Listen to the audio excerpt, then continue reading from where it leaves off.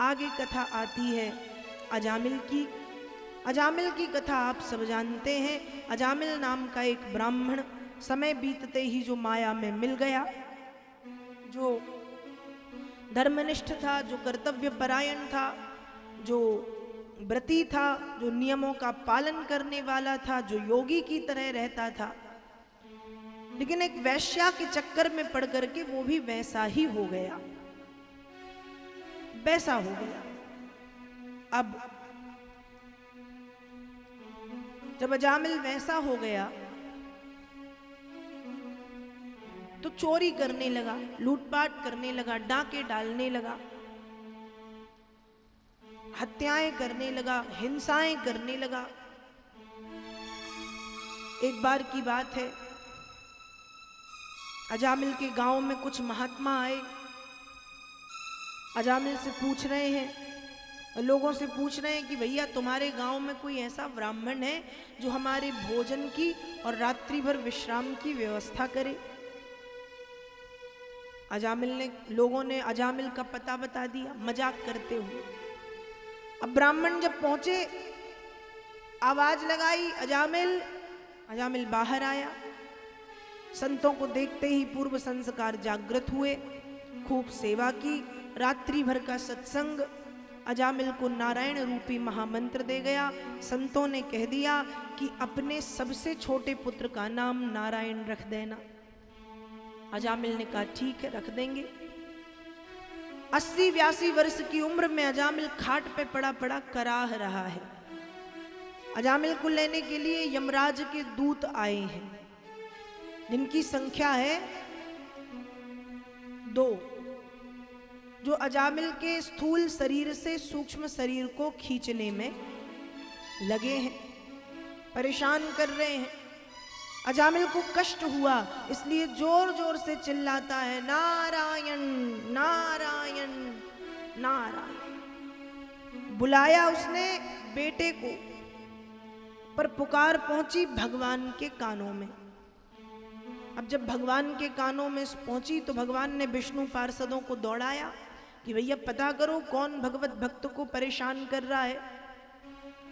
विष्णु पार्षद भागते हुए अजामिल के घर आए तो देखा कि अजामिल के घर में यमराज के दूत थे और वे यमराज के दूत अजामिल को परेशान कर रहे थे, सता रहे थे। विष्णु पार्षद कहते हैं इसे हम ले जाएंगे, इसे तुम नहीं ले जा सकते, ये हमारे साथ जाएगा। यमराज के दूतों ने कहा महाराज इसने अपने जीवन में इतने बड़े बड़े पाप किए हैं, ये इतना बड़ा पापी है, ये इतना बड़ा हत्यारा है कि इसे हम ले जाएंगे। तब विष्णु पार्षदों ने समझाया कि किसी व्यक्ति ने अपने जीवन में बहुत बड़े बड़े पाप क्यों ना किए हो। वेदव्यास जी भागवत में लिखते हैं एते नैव यगोनोष्यो कृतशाद घनिष्कृतम यदा नारायणायेति जगाद चतुरक्षरम।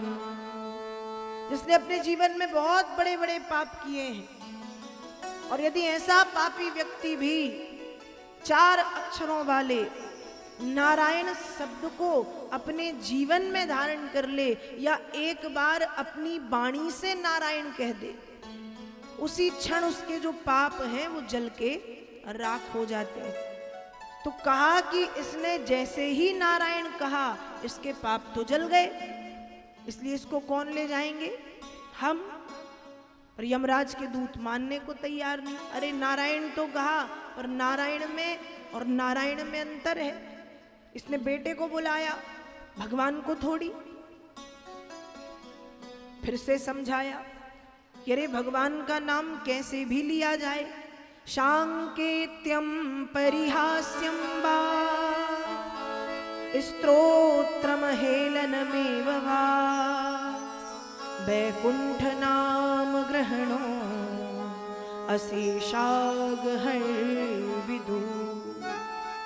भगवान का नाम कैसे भी लिया जाए, व्यक्ति का उद्धार संभव है। इशारे से ले लो, हंसी मजाक करते हुए ले लो, तबीयत खराब है, सुस्ती आई हुई है, उस सुस्तता में, उस आलस्य में ले लो, जैसे लेना हो ले लो, कल्याण संभव है, कल्याण होना है। एक बार की बात है, ऐसे ही कथा सुनने एक माता जी पहुंची एक पंडित जी के यहाँ, साथ में अपने जेठ की बिटिया को भी ले गई। अब कथा में बैठी थी तो पंडित जी ने कीर्तन करवाया। पंडित जी कीर्तन करा रहे हैं, जय रघुनंदन कंस निकंदन देवकी नंदन जय जय हो। सभी वो कीर्तन गा रहे हैं, सब बिल्कुल, लेकिन सामने बैठी माता जी मुंह बंद करके चुप बैठी हैं, बिल्कुल शांत। पंडित जी ने कहा गाइए, चुप बैठी। अब पंडित जी सोचने लगी कहीं गूंगी बहरी हैं क्या। कहा गूंगी भी नहीं, बहरी भी नहीं, मैंने इनको बहुत गप्पे करते देखा है। बहरी इसलिए नहीं, बहरी होती तो कथा में क्यों आती, पर नाम क्यों नहीं गा रही। एक दो बार फिर कहा गाओ। अब माता जी सोचने लगी, बताओ अब तो पंडित जी ने भी कह दिया गाओ। अब माता जी इसलिए नहीं गा रही थी क्योंकि उसमें जो देवकी नंदन नाम था वो माता जी के पतिदेव का था। और हमारे भारत में ये मर्यादा है, रही है पहले, अब तो सब लेते हैं नाम।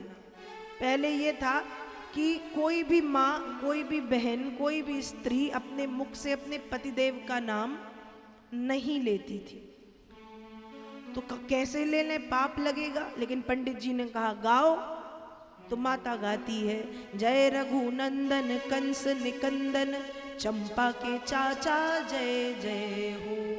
क्या गाती है, चंपा के चाचा जय जय हो। भगवान विष्णु भी हंसने लगे, बैकुंठ में बैठे बैठे लक्ष्मी जी ने कहा स्वामी जी क्या हुआ। भगवान ने कहा नहीं नहीं कुछ नहीं। लक्ष्मी बोली कुछ तो हुआ है, हंस रहे हो मतलब कुछ तो है। भगवान कहते अरे देवी आज फिर भक्त ने एक नया नाम दे दिया। लक्ष्मी कहती हैं नाम बहुत सुंदर है क्या। भगवान कहते हैं अब भक्त ने दिया है तो सुंदर ही है। क्या नाम मिला, कहा नाम मिला है चंपा के चाचा। क्या नाम मिला है, चंपा के चाचा। तो कहने का मतलब ये है कि जब व्यक्ति भगवान को बुलाता है तो उसकी स्थिति कैसी है, वो पवित्र है, वो अपवित्र है, उसने पाप किए हैं, उसने पुण्य किए हैं, ये मायने नहीं रखता। आप नाम गा रहे हैं, आपके बड़े से बड़े पाप भी कट जाएंगे भगवान का नाम गाने से। ये मैं नहीं कहती, हमारे वेदों में कहा जाता है अपवित्रः पवित्रो वा सर्वावस्थां गतोऽपि वः यः स्मरेत् पुंडरीकाक्षं सवाह्याभ्यन्तरः शुचि। व्यक्ति किसी भी स्थिति में है, किसी भी स्थिति में, और वो भगवान पुंडरीकाक्ष नारायण का ध्यान कर लेता है तो भीतर से और बाहर से वो पवित्र हो जाता है। ये भगवान के नाम की ताकत है। इसलिए जो लोग ये बात करते हैं ना कि पवित्रता अपवित्रता परिस्थिति ऐसा वैसा, इतना सब दिमाग नहीं लगाना चाहिए, क्योंकि भगवान का नाम लेने में कभी किसी भी प्रकार की कोई रोक नहीं है। और गोस्वामी जी तो मानस में ये तक लिखते हैं कि मंगल भवन का नाम लेने से आज तक इस दुनिया में किसका अमंगल हो गया। जो मंगल भवन है उनका नाम लेने से किसका अमंगल हो गया। तो अजामिल ने भी नारायण तो कहा, लेकिन नारायण कहा बेटे को। अब विष्णु पार्षद और यमराज के दूत दोनों लड़ रहे हैं, ऐसे हम ले जाएंगे, ऐसे हम ले जाएंगे। अंत में निर्णय ये हुआ कि जैसे ही इसने नारायण कहा, ये मायने नहीं रखता कि किस नारायण को बुलाया, उस नारायण को या उस नारायण को। जिस क्षण इसने नारायण कहा उसी क्षण इसके पाप जल करके नष्ट हो गए। इस तरह से श्रीमद् भागवत महापुराण में इस तरह से श्रीमद् भागवत महापुराण में अजामिल की पावन कथा का वर्णन श्री व्यास जी महाराज करते हैं। आगे प्रहलाद जी की कथा का वर्णन आता है कि प्रहलाद जी ने बड़ी अनन्य भाव से भक्ति की और भगवान को प्राप्त किया। तो अब एक बार जय श्री कृष्ण तो बोलना ही पड़ेगा।